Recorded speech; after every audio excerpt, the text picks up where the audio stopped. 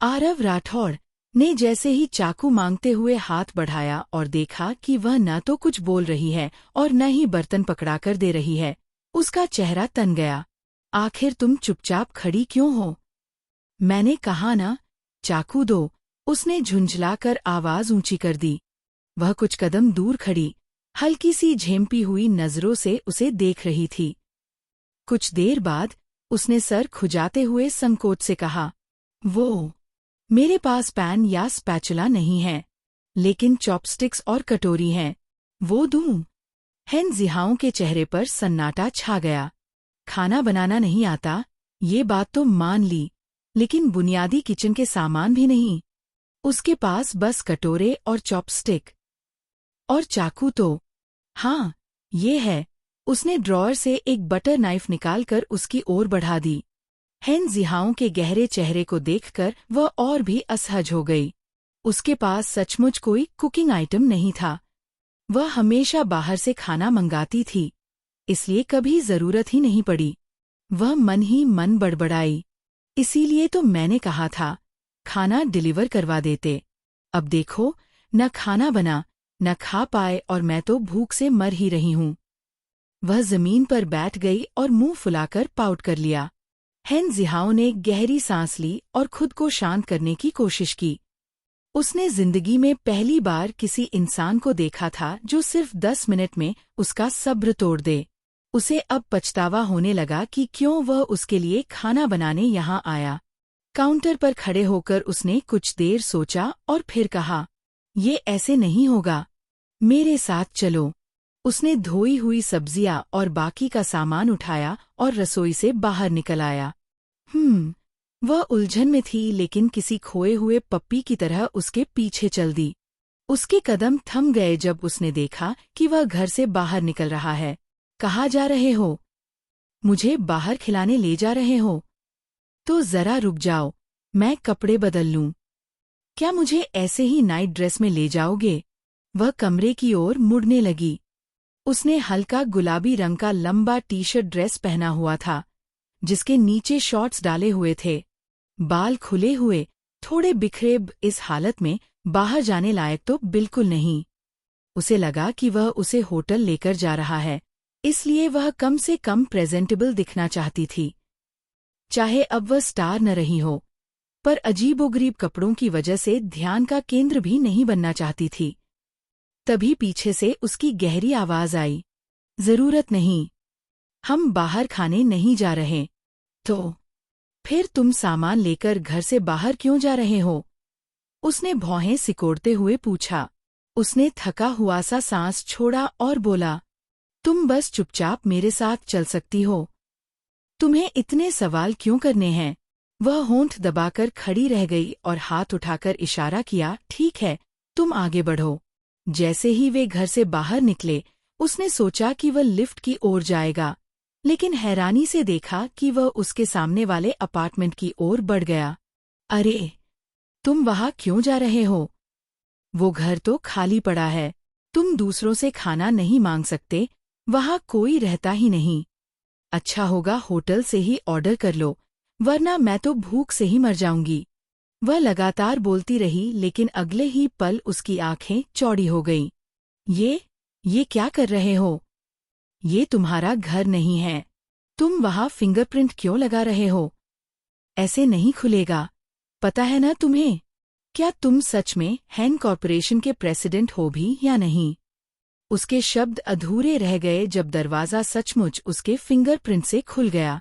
वह तो सोच रही थी कि वह किसी खाली घर में घुसकर कोई अजीब सी हरकत करने जा रहा है। उसे डर लगने लगा कि कहीं उसके साथ रहते हुए वह किसी मुसीबत में न फंस जाए। उसने तो मन ही मन तय भी कर लिया था कि उसे यहीं छोड़कर चली जाएगी, लेकिन जैसे ही दरवाज़ा खुला, उसका पूरा शरीर सख्त पड़ गया। अब तो अपने शब्द वापस लेने में देर हो चुकी है क्या? उसने मन ही मन सोचा और होंठ दबा लिए। उसे तुरंत पछतावा हुआ। उसकी आदत थी बिना सोचे समझे बोल देना। कई बार हद से ज्यादा ईमानदारी उसके लिए मुसीबत बन जाती थी। कुछ लोग कहते थे कि ये उसकी अच्छी आदत है क्योंकि वह ज्यादातर सच ही बोलती है, लेकिन उसके लिए ये हमेशा सिरदर्द साबित हुई। कितनी बार तो उसके करियर में स्कैंडल्स भी सिर्फ इसी वजह से हुए थे। वह झूठ बोलने या दिखावा करने के बजाय वही कह देती थी जो उसके दिल में होता था। यही कारण था कि उसकी कंपनी ने उसे रियलिटी शो से दूर रखा, ताकि कहीं वह फिर कोई नया विवाद खड़ा न कर दे। लेकिन इसी वजह से उसे इंटरव्यू और शो से बहुत निमंत्रण भी मिलते थे, क्योंकि लोग जानते थे कि उससे मसालेदार गॉसिप मिल ही जाएगी। आरव राठौड़ ने जैसे ही दरवाज़ा खोला, पलटकर उसकी ओर देखा और होठों पर एक हल्की सी मुस्कान उभरी। तो अभी क्या कह रही थी तुम? अब तो मानती हो न कि मैं हैन कॉर्पोरेशन का प्रेसिडेंट हूँ। उसका चेहरा शर्म से लाल हो गया। उसने गला साफ किया और नजरें चुराते हुए बुदबुदाई। मेरा वो मतलब नहीं था। मतलब? तुम अचानक किसी और का घर खोलने लगे तो मैं कैसे मान लूं कि तुम्हारे फिंगरप्रिंट रजिस्टर्ड हैं? और फिर मैंने तो। वह लगातार बोलती रही। 5 मिनट तक बिना रुके बकबक करती रही। आरव राठौड़ का चेहरा गहरा पड़ गया। जितना ज्यादा वह बोलती जा रही थी, उतना ही उसका सिर दर्द करने लगा।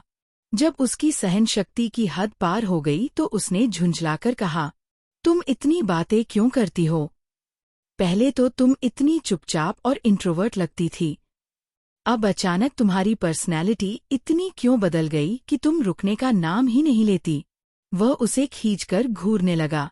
पहले तो तुम चुप रहने का नाटक कर रही थी क्या? श्रेया बोलना बंद कर दी जब उसने उसकी बातें सुनी। वह उसे देखती रही और हल्के से अपनी निचली होंठ को काटा। इंट्रोवर्ट? किसी ने उसे कभी इंट्रोवर्ट नहीं कहा।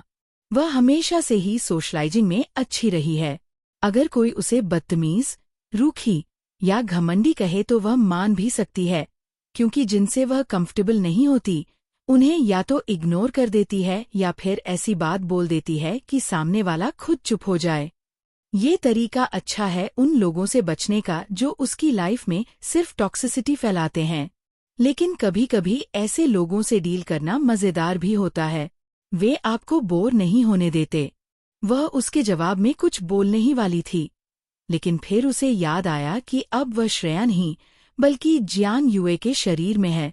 उसने होंठ भींचे और कुछ देर की चुप्पी के बाद बोली, क्या कभी तुम्हारा एक्सीडेंट हुआ है? बेशक, ये सब एक्सीडेंट की वजह से है। उस हादसे के बाद मुझे समझ आया कि मेरी जिंदगी कितनी कीमती है और मैं अब तक इसे गलत तरीके से जी रही थी। अब से मैं वही करूंगी जो मुझे करना है और वही कहूंगी जो मुझे कहना है। मैं अब वो पुरानी श्रेया नहीं रहूंगी जो लोगों की बकवास चुपचाप सुनती रहे और जिन्होंने मुझे चोट पहुंचाई उन्हें आसानी से माफ कर दे। उसने गर्व से मुस्कुराते हुए कहा, मैं श्रेया हूँ और अब से तुम्हें सिर्फ यही देखने को मिलेगा। उसने खुद की तरफ इशारा किया और आगे कहा, तुम्हें सिर्फ यही टॉकेटिव और एनॉइंग श्रेया देखने को मिलेगी। जो बैकग्राउंड चेक तुमने पहले मुझ पर कराया था वह सब बेकार है। तुम मुझे अपनी उस नकली रिपोर्ट के हिसाब से जज मत करो। आरव राठौड़ उसकी बातें सुनकर स्तब्ध रह गया। वह बस उसे देखता रहा और धीरे से सिर हिलाया। उसकी बातें काफी कायम थीं। सच में, कभी कभी मौत और जिंदगी के बीच का अनुभव इंसान को पूरी तरह बदल सकता है। लेकिन उसे कैसे पता चला कि उसने उसका बैकग्राउंड चेक कराया था? उसने भौहें चढ़ाई और पूछा, तुम्हें कैसे पता कि मैंने तुम्हारा बैकग्राउंड चेक कराया? श्रेया ने नाक से हंसी छोड़ी। हाँ, ये कोई पूछने वाली बात है क्या? ये तो साफ साफ दिखता है। उसने कंधे उचका दिए और उसके पास से निकलकर उसी दरवाजे से घर के अंदर चली गई जिसे आरव ने अपने फिंगरप्रिंट से खोला था। अंदर जाते हुए उसने धीमी आवाज में कहा, मिस्टर राठौड़, आप बहुत भोले हो। स्क। उसने उसका ताना सुनकर भौहें चढ़ाई। क्या वह उसे हल्के में ले रही है? जिंदगी में कभी किसी ने उसे भोला नहीं कहा, लेकिन ये लड़की उसे भोला कह रही है। क्या उसे जरा भी डर नहीं है कि वह कुछ भी कर सकता है? आखिरकार लड़कियां या तो उसके पैसे के पीछे भागती हैं या फिर उससे दूर भागती हैं, डरते हुए कि कहीं इतने पावरफुल आदमी से पंगा न हो जाए। श्रेया जैसे ही घर के अंदर पहुंची, उसके कदम रुक गए। उसने चारों तरफ देखा और दंग रह गई। घर उसके घर से बहुत बड़ा और बेहद लग्जीरियस था। उसे बुरा लग रहा था क्योंकि न सिर्फ घर का साइज बल्कि डिजाइन भी उसके घर से कई गुना बेहतर था। अब तो उसके घर की तुलना में ये जगह उसे किसी छोटे अपार्टमेंट जैसी लग रही थी। जैसे ही उसने घर का लिविंग रूम देखा, उसकी आंखें चमक उठीं। बड़ा सा स्पेस, एक 3 सीटर सोफा और साइड में 2 सीटर, साथ ही एक खूबसूरत ओपन किचन जिसके साथ डाइनिंग काउंटर भी अटैच था। बिना कमरों में जाए ही उसे समझ आ गया कि पूरा घर कितना शानदार होगा। वह खिड़की की तरफ गई और बाहर का नजारा देखकर दंग रह गई। वहां से पूरे रिवरव्यू के साथ साथ शहर का सबसे ऊंचा टावर भी साफ दिख रहा था। उसका दिल डूब गया इस खूबसूरत जगह को देखकर। यह बिल्कुल उसी के स्टाइल जैसा था। वह इतनी व्यस्त थी इस भीड़-भाड़ वाली सड़क और नज़ारे को देखते हुए कि सोच रही थी कितनी बेवकूफ़ है जो बुकिंग से पहले घर देखने की जिद नहीं की। अगर उसे मुआवजे में घर मिल रहा था तो कम से कम महंगा और लग्जरी तो होना चाहिए था। वह अपने ही ख्यालों में खोई हुई थी कि उसे पता भी नहीं चला कब आरव राठौर घर में आकर उसके पीछे खड़ा हो गया। वह भौहें उठाए उसे ध्यान से नज़ारे को देखते देख रहा था। क्या देख रही हो?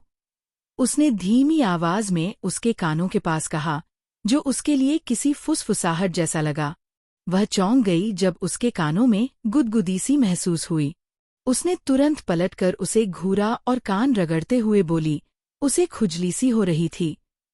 मिस्टर राठौर, ये किसका घर है? कहीं आपकी गर्लफ्रेंड का तो नहीं? उसने सीधे चेहरे से पूछा। उसने उसकी बातों पर भौहें सिकोड़ लीं। गर्लफ्रेंड? वह क्यों उसे अपनी गर्लफ्रेंड के घर लाएगा? और तुम्हें क्यों लगता है कि ये मेरी गर्लफ्रेंड का घर है? उसने भौहें चढ़ाकर चिढ़े स्वर में जवाब दिया। क्या आपका नॉर्थ सिटी में कोई मेंशन नहीं है? मुझे यकीन है वो इस कोंडो से भी बड़ा होगा। वह दिल ही दिल में इस घर की तारीफ करना चाहती थी, लेकिन जलन इतनी थी कि मुंह से नहीं निकला। तो जब आपके पास मेंशन है तो आपने कोंडो क्यों खरीदा? वैसे भी आप अमीर हैं, हैंडसम भी हैं, और थोड़े उम्रदराज भी। क्या अब तक आपकी कोई गर्लफ्रेंड नहीं होनी चाहिए थी? और वो मॉडल यूकी, है ना?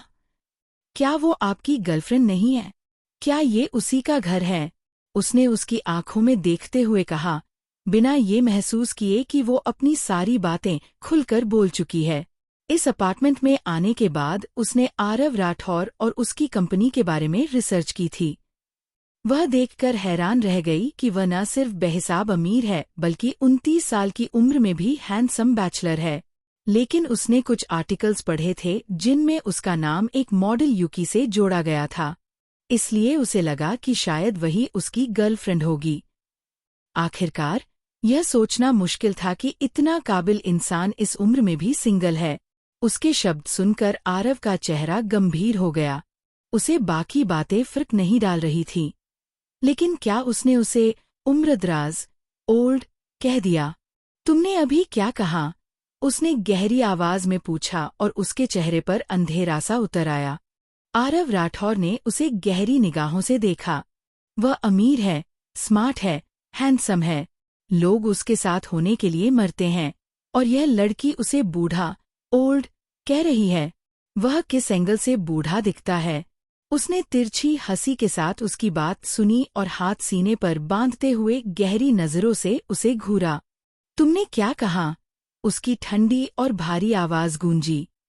श्रेया ने पलकें झपकाईं। क्या मैंने कुछ गलत कह दिया? वह उलझन में पड़ गई और अपने शब्दों को याद करने लगी। क्या ये इसलिए नाराज है कि मैंने उसकी गर्लफ्रेंड का जिक्र किया? मिस्टर राठौर, सॉरी अगर मैंने हद पार की। मैंने तो बस वही कहा जो इंटरनेट पर पढ़ा।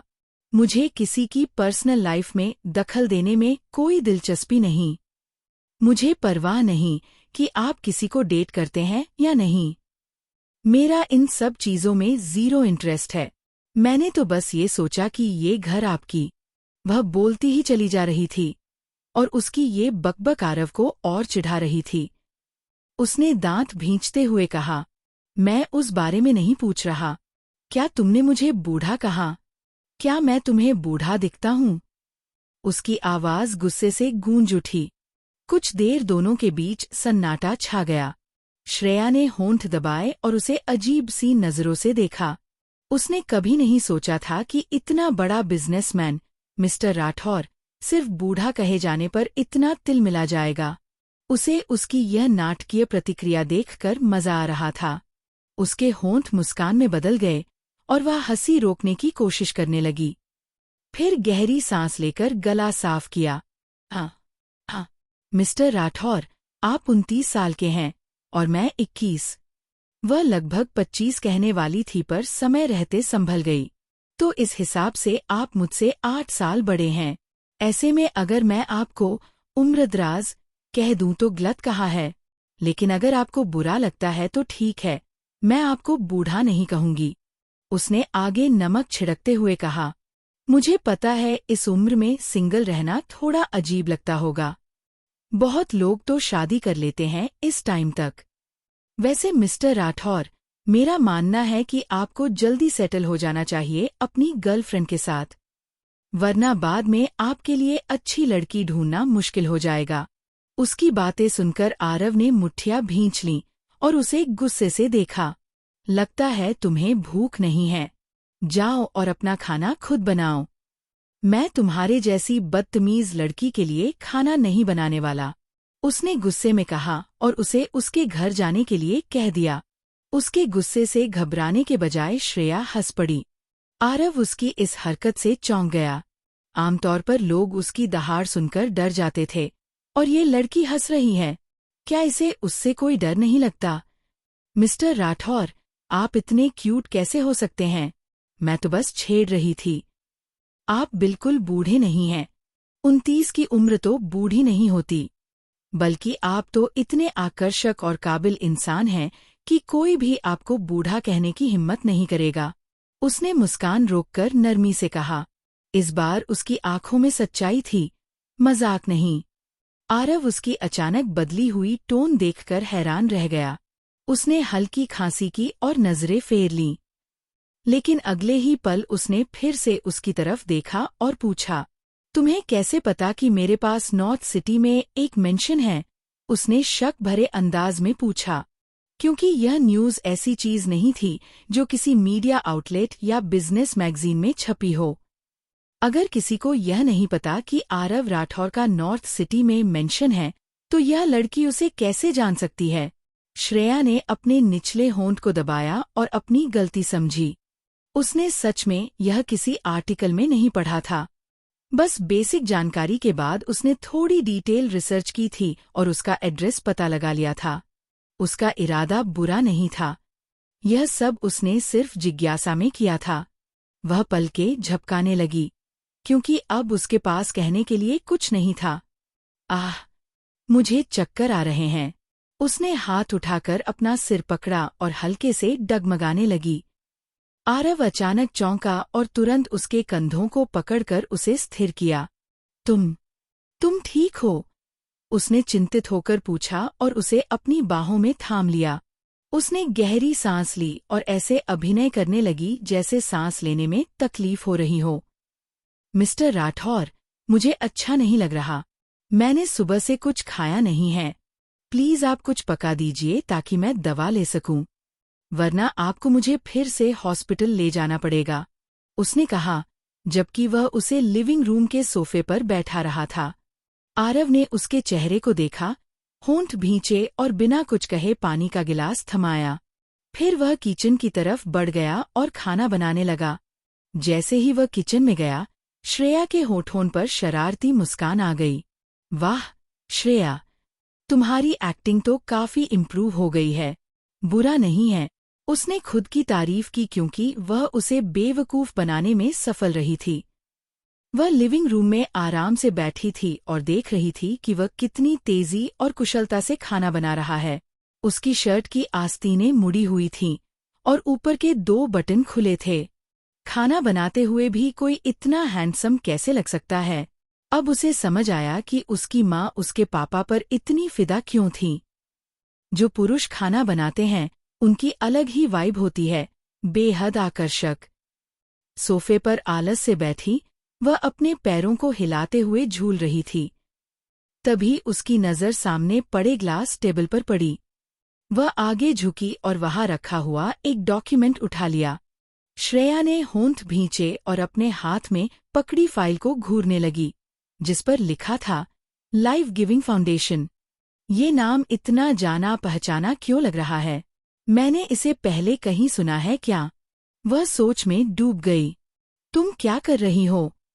उसके ख्यालों को आरव राठौर की गहरी आवाज ने तोड़ दिया। वह किचन से जुड़ी डाइनिंग काउंटर पर 2 बाउल नूडल्स रख चुका था और उसे इशारे से बुलाया। उसने फाइल वापस टेबल पर रखी और खुशी खुशी काउंटर की तरफ चल पड़ी। काले रंग की ओस्लो बार चेयर पर बैठते हुए उसने चारों तरफ देखा, यहाँ तक कि उसकी कुर्सियां भी सुंदर और शाही थीं। उसकी आंखें चमक उठीं जब उसने नूडल्स देखे। ऊपर से सॉफ्ट बॉइल्ड एग और हरी प्याज से सजाए गए थे। वह हलक में लार निगल गई क्योंकि खुशबू ने उसे पहले ही पागल कर दिया था। उसने हाथ जोड़कर चमकते चेहरे से कहा, मिस्टर राठौर, तो आपको कुकिंग भी आती है। दिखने में तो लाजवाब लग रहे हैं। अब बस टेस्ट अच्छा होना चाहिए। उसकी बात सुनकर उसका चेहरा उतर गया। वह अब भी उसकी कुकिंग स्किल्स पर शक कर रही है। उसने ठंडी सांस भरी और देखा कि श्रेया किस तरह नूडल्स को घूर रही है जैसे पहली बार खा रही हो। खाऊं? जैसे ही उसने कहा, श्रेया ने चॉपस्टिक उठाई और पहला निवाला मुंह में डाल लिया। वह गुनगुनाए बिना नहीं रह सकी जब स्वाद उसकी जुबान पर फैला। कितने साल हो गए कुछ इतना हेवनली खाए हुए। उसने आंखें बंद कर स्वाद का आनंद लिया। पहले उसके पापा खाना बनाते थे, बाद में कभी कभी ग्रुप के मेंबर्स भी बनाते, वरना वह हमेशा जेड आइलैंड होटल से ही खाती थी। लेकिन सालों से इतनी बिजी हो चुकी थी कि खुद कुकिंग या आराम से बैठकर खाने का टाइम ही नहीं मिलता था। पर ये नूडल्स इतने लजीज थे कि वह एक पल के लिए जेड आइलैंड होटल को भी भूल गई। खाते खाते उसने उसकी तरफ देखा और पूछा, मिस्टर राठौर, मैंने लिविंग रूम में एक फाइल देखी थी। उस पर लिखा था लाइफ गिविंग फाउंडेशन। ये क्या है? आरव ने नजर उठाकर टेबल की तरफ देखा और फिर नैपकिन से होंठ पोंछे। ये फाउंडेशन मेरे पिता ने शुरू किया था। अब जब उन्होंने रिटायर होने का फैसला किया तो कंपनी के साथ साथ ये फाउंडेशन भी मैं ही संभाल रहा हूँ। ओह, ये फाउंडेशन किस काम के लिए है? उसने नूडल्स चूसते हुए पूछा। वह भौहें चढ़ाकर उसकी तेजी से खाने की आदत को देखता रहा और फिर शांत स्वर में समझाया, ये फाउंडेशन सिर्फ एक नहीं, कई कामों के लिए है। जैसे कि हमारे कनेक्शन कई अनाथालयों, वृद्धाश्रमों और अस्पतालों से हैं, जिन्हें हम आर्थिक मदद देते हैं। इस तरह हम कई उद्देश्यों पर काम कर पाते हैं और साथ ही ये भी देखते हैं कि दी गई मदद सही हाथों तक पहुंचे, गलत जगह न जाए। उसके समझाने का तरीका देखकर श्रेया प्रभावित हो गई। उसे उम्मीद नहीं थी कि हैन कॉरपोरेशन का प्रेसिडेंट इतनी गंभीरता से सामाजिक काम भी करता है। अक्सर तो ऐसे फाउंडेशन बस दिखावा होते हैं, काले पैसे को सफेद बनाने या लोगों से और पैसा निकालने का जरिया। ठीक वैसे ही जैसे किंजू करता था। उसका नाम याद आते ही उसका चेहरा कसैला हो गया। कमीना, उसने दबी आवाज में बुदबुदाया। लेकिन आरव ने सुन लिया। वह आंखें सिकोड़ते हुए झुका और पूछा, तुमने क्या कहा? हरामी, उसने धीरे से बुदबुदाया, लेकिन उसकी बात हन जिहाओं ने सुन ली। उसकी भौहें सिकुड़ गईं और उसने संकुचित नजरों से उसे घूरते हुए पूछा, क्या कहा तुमने? श्रेया क्षुण्युअन ने अपने होंठ भींचे और उसे माफी भरी नजरों से देखा। क्या उसने सच में सुना? मैंने तो धीरे कहा था, है ना? हे, मैं तो बस ये कह रही थी कि पैसे कमाने के अलावा आपको खाना बनाना भी आता है। ये काबिले तारीफ है। फिर उसने बिना झिझके अपना कटोरा उसकी ओर बढ़ाया। वैसे, क्या मुझे एक और बाउल नूडल्स मिल सकते हैं? वह उसकी भूख और बेशर्मी देखकर निरुत्तर रह गया। कटोरा छोटा नहीं था, बल्कि बड़ा हिस्सा था। उसने तो पहले ही उसे सुबह से भूखे रहने की वजह से एक्स्ट्रा परोसा था, लेकिन उसने न सिर्फ सब खत्म किया बल्कि और भी मांग लिया। ऊपर से वो उसे बूढ़ा कहने के बाद भी बेहिचक उससे और मांग रही थी। उस बात का गुस्सा तो उसे अब तक था ही। रात के खाने के बाद श्रेया लिविंग रूम के सोफे पर बैठी पेट सहला रही थी। वो इतनी भूखी थी कि उसने 2 बड़े कटोरे नूडल्स खा लिए। काश यहाँ बियर का कैन भी होता। वो होंठ चाटते हुए सामने बैठे हन जीहाओं को देख रही थी, जो पास के सोफे पर बैठा लैपटॉप पर रिपोर्ट चेक कर रहा था। वो अपनी टांगे झुलाते हुए उसे घूर रही थी और कुछ सोच रही थी। कुछ देर बाद बोली, मिस्टर हाँ। क्या? उसने सिर उठाए बिना ही जवाब दिया। वो चुप रही, बस उसे देखती रही। हन जीहाओ ने भौहें सिकोड़ लीं। क्या हुआ?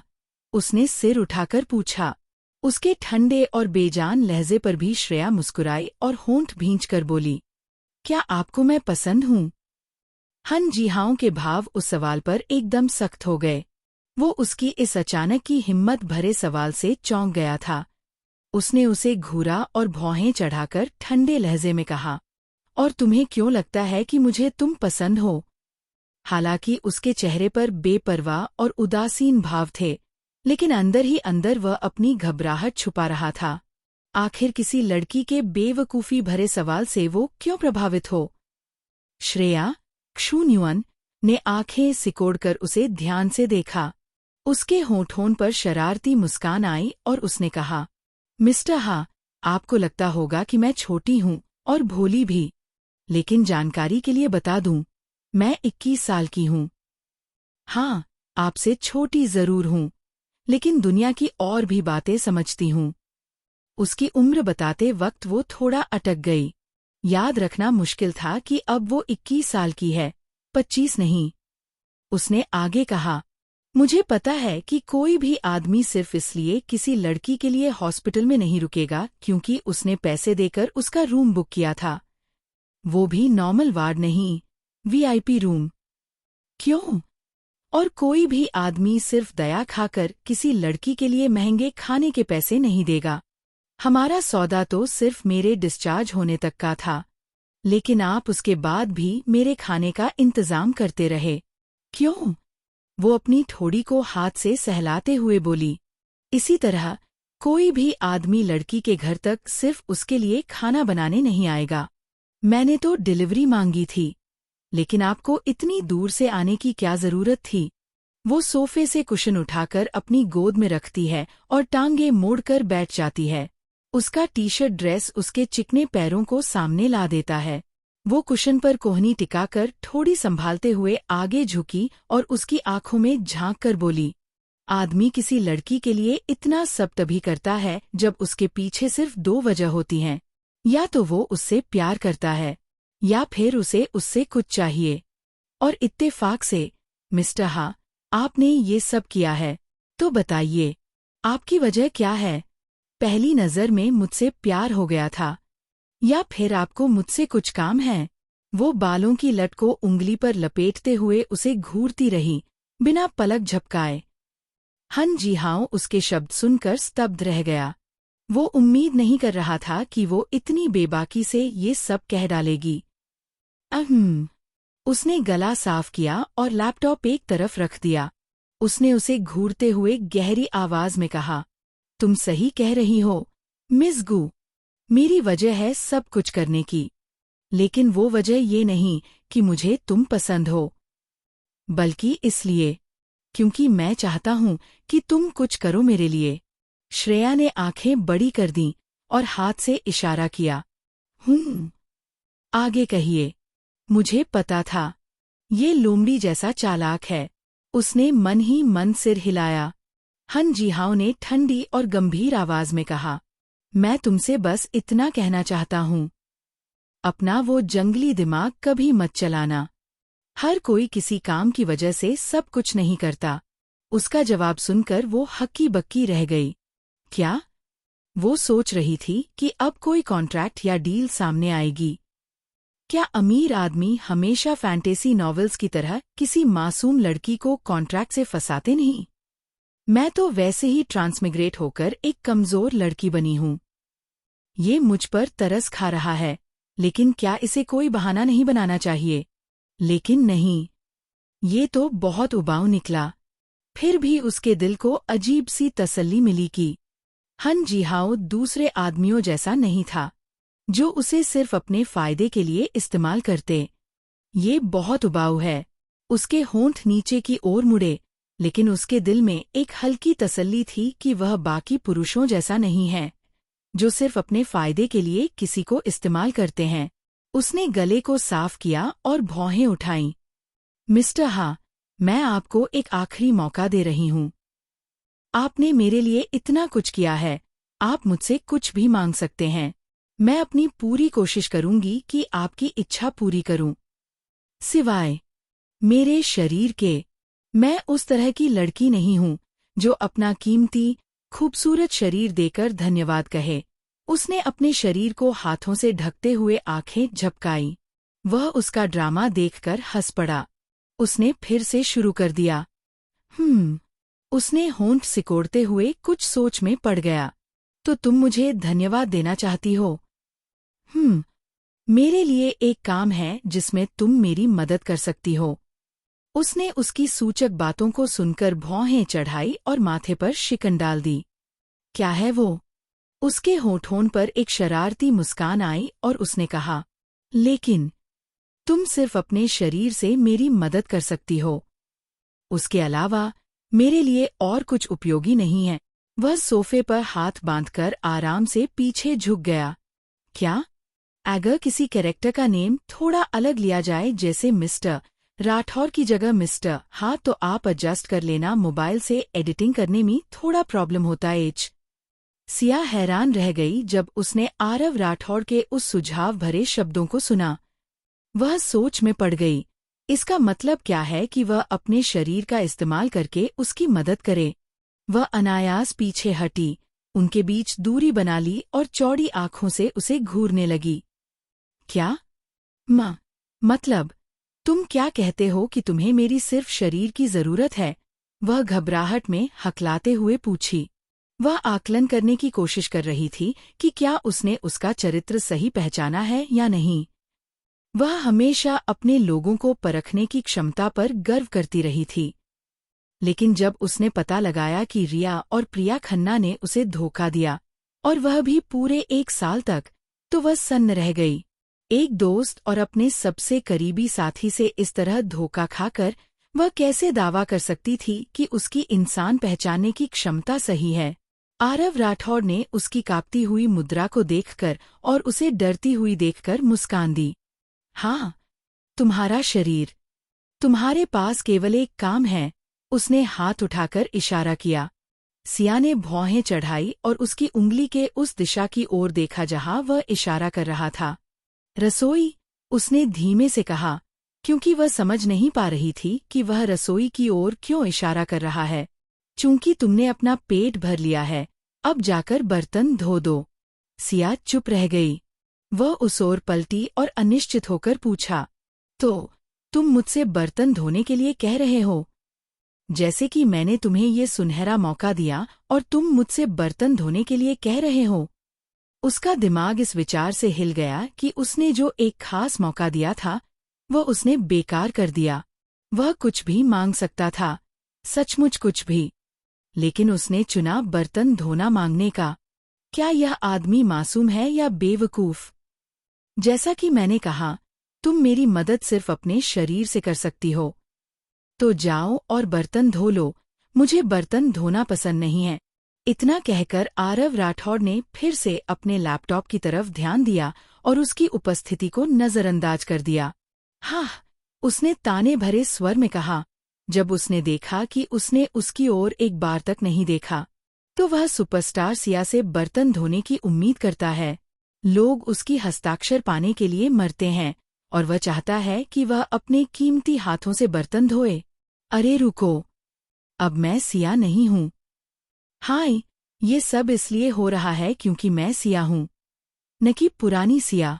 वरना वह मेरे साथ ऐसे पेश नहीं आता। उसके होठों पर गर्व भरी मुस्कान फैल गई और वह आरव राठौड़ की ओर चेष्टापूर्ण निगाहों से देखने लगी। आरव राठौड़, बस देखना, यह सिया तुम्हें दिखाएगी कि मैं कैसी देवी हूँ। तुम मेरे जादू से बच नहीं सकते। उसके चेहरे पर एक शरारती मुस्कान आई और वह सोचने लगी कि उसे कैसे नियंत्रित किया जाए। तुम क्या कर रही हो? आरव राठौड़ ने सिर उठाया जब उसे अचानक ठंड महसूस हुई। वह चकित रह गया जब उसने देखा कि वह बिना वजह उसे घूरते हुए हंस रही है। सिया ने उसकी तरफ देखे बिना गले को साफ किया और ऐसा व्यवहार किया जैसे कुछ हुआ ही नहीं। वह सोफे से उठी और रसोई की ओर चल दी। आरव राठौड़ ने देखा कि वह जैसे रैंप वॉक कर रही हो और किसी मॉडल की तरह चल रही है।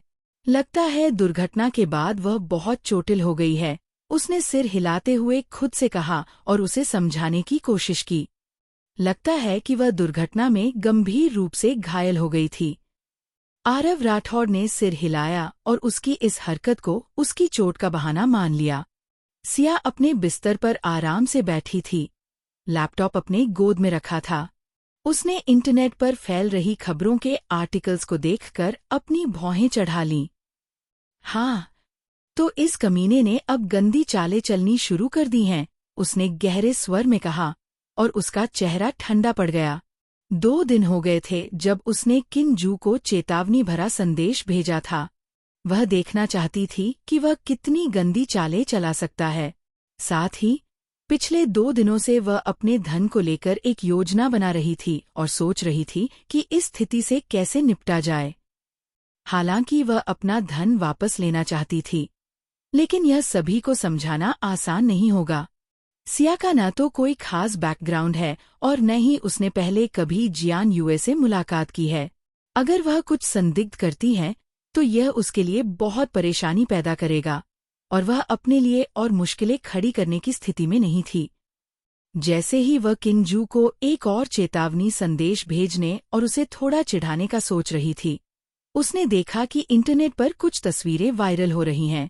तस्वीरों में वह अपने मैनेजर लिन हुई के साथ थी। तस्वीरों का एंगल उत्तेजक था और वे बहुत घनिष्ठ लग रही थीं, जिससे उनके रिश्ते पर सवाल उठ सकते थे। लिन हुई केवल उसका मैनेजर नहीं था, बल्कि उनका आपसी संबंध बहुत करीबी था। वह शुरुआत से ही द क्वीन का मैनेजर रहा था और उनके बीच एक मजबूत दोस्ती थी, जो अन्य सदस्यों से अलग थी। लेकिन वह सिर्फ दोस्ती थी। किंजू यह अच्छी तरह जानता था, इसलिए वह अब उनकी प्रतिष्ठा खराब करने की कोशिश कर रहा था। चूंकि लिन हुई उसकी राह में खड़ा था और वह न केवल उनके संबंधों को जानता था, बल्कि उस कथित वसीयत के बारे में भी जानकारी रखता था। अगर वह धन लेने की कोशिश करेगा, तो लिन हुई उसके लिए मुश्किलें खड़ी कर सकता था। क्या वह सोचता है कि ये सब लिन हुई ने किया है? उसने सोचते हुए पोस्ट के नीचे कमेंट्स को स्क्रॉल किया। OMG! कितना घटिया है। मैं सोच भी नहीं सकती कि कमीना लिन हुई ने सिया को भड़काने की कोशिश की। वह एक देवी है। मैं यह स्वीकार नहीं कर सकती कि वह उसके साथ सोए। अरे यह कमीना बहुत भाग्यशाली है। क्या वे कार में कुछ कर रहे हैं? OMG! कितना घटिया है। क्या वे अलग कमरे में नहीं जा सकते क्योंकि वैन में अन्य सदस्य भी थे और ये बहुत बुरा है कि वे उसी जगह ऐसा कर रहे थे? मैं हमेशा सोचती थी कि वह शुरुआत से ही द क्वीन का मैनेजर रहना बहुत संदिग्ध है। न केवल ये, बल्कि हमने देखा है कि उनका रिश्ता कितना अच्छा है। मुझे यकीन है कि वे पहले से ही एक दूसरे के करीब थे। अब मुझे समझ में आया कि सिया इतनी लोकप्रिय क्यों है और उसे इतने सारे एंडोर्समेंट्स क्यों मिलते हैं। यह सब उसके मैनेजर बॉयफ्रेंड की वजह से है, जो पीछे से उसका समर्थन करता है। ऊपर वाले कमेंट से सहमत हूँ। मुझे हमेशा लगता है कि सिया की लोकप्रियता अतिरंजित है। उसे गानों में सबसे ज्यादा लाइनें मिलती हैं और उसके पास दूसरों की तुलना में ज्यादा कार्यक्रम होते हैं। उसकी प्रसिद्धि और लोकप्रियता उसके बॉयफ्रेंड की वजह से है। वे कंपनी को अपने अनुसार चला रहे हैं और दूसरों के करियर का बलिदान कर रहे हैं। मुझे लगता है कि उसने विशेष प्रयास किए होंगे कि उसे सबसे अच्छे ऑफर मिले और दूसरों को नजरअंदाज किया। हे भगवान! क्या आप लोगों ने क्यूवी एंटरटेनमेंट का बयान देखा? जाकर उनकी आधिकारिक साइट चेक करो। सिया ने भौहें चढ़ाई और क्यूवाई एंटरटेनमेंट के आधिकारिक बयान को देखा, जिससे उसकी भौहें और भी तनी। उसने अपने दांत पीस लिए और उसका चेहरा गंभीर हो गया।